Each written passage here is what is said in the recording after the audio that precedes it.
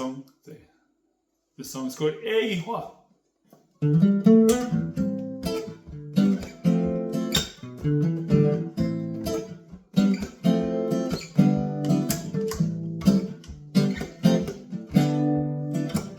Tahuri mai o tarenga e Ihowā.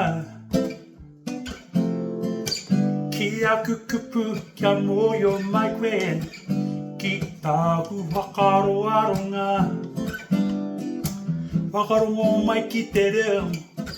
O tāku ua karanga. E te kingi, e te atua. E rungu koe ki tāku reo. He ino e tāku nāku. Aka manawa hoki ki a koe. I te ata, i te pō. E Ihowā. E Ihowā. E Ihowā. E Ihowā. Titiro atu ki o rangi. Te mahi au, mai hao. Te marama me ngā whetū. I hanga nei e koe. Totoro atu aku ringa ki to ahurewa tapu. He kōrero, he roi mata. He tu o toku ate. He ino e tāku nāku. Aka manawa hoki ki a koe. I te ata, i te pō. E Ihowā. E Ihowā. E Ihowā. E Ihowā. E tō mātou matui te rangi. Kia tapu tō ingoa. E Ihowā. Te kupu ngā ruru mai rangi te ru. Te uira ki te ru. Karanga e Ihowā. Ki whakapuakanga. Te manga pu tere I te au I te pō e Ihowā. Te matua puna o te ki te hā. Mutana kore te hā hauhanga. Tua mai te kona mataranga. Tua mai te maramatanga. Kia waka unene tonu te reo. Karanga ka poro piko ki te ngoto. Te mipara e karanga au. Ki a koe e Ihowā. E Ihowā. E Ihowā. E Ihowā.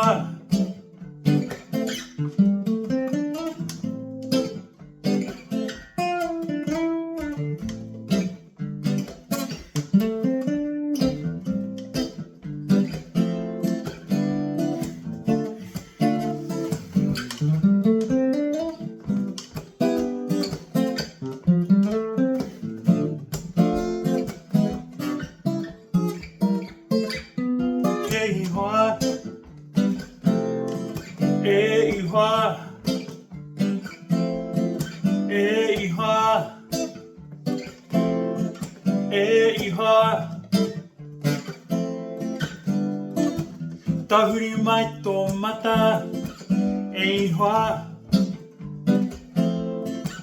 Kaua e huna tō mata ki au. E pūri ai. He whakaara tōku matinga. Te kupu kōrero e pupuri ai. Te reo hautaki wa te reo karanga. Tua mai te konai mataranga. Tua mai te maramatanga. Kia waka unene tonu te reo karanga. Ka koro piko ki te ngoto. Te mipara e karanga au. Ki a koe e Ihowā. E Ihowā. E Ihowā. E Ihowā.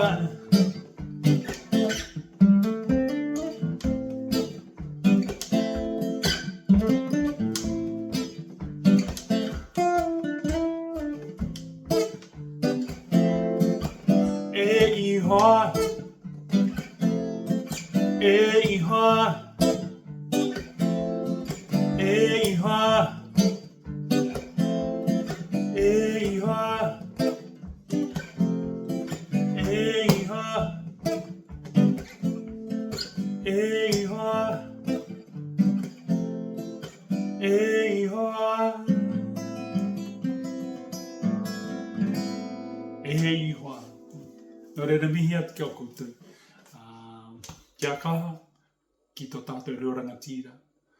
Kia kaha, kau e kau te whakamutunga atu ki te hihia, ki te wawatä o koutou pirangi.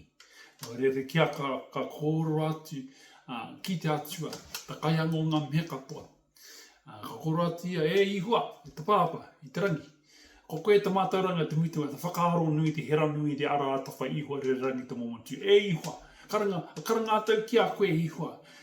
Tuku o mai te konai, mātauranga, tuku o mai te māramatanga, tuku o mai te kōrero, tuku o mai hei aha te aha.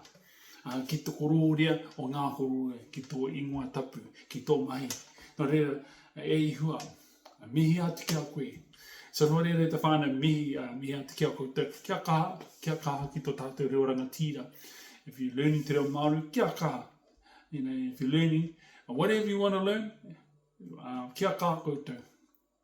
Because there's so much to learn, and yet we have a little time to do it, and so we need to look after what we have and go forth. And peace and aroha. Ko te rangi Māori, me te aroha. Me te manaakitanga o te atua, nō reira te whānau. Tēnei mihi atu kia o koutou. Ko mutu take kōrero, mihi atu, I hope you enjoy, ki te harikoa koutou, ki tēnei waiata, ko tēnei waiata, e Ihowā, e tito waiata nōku, ko e Ihowā, nō reira tēnā koutou, a ko mutu, tēnā koutou, kia ora tātou.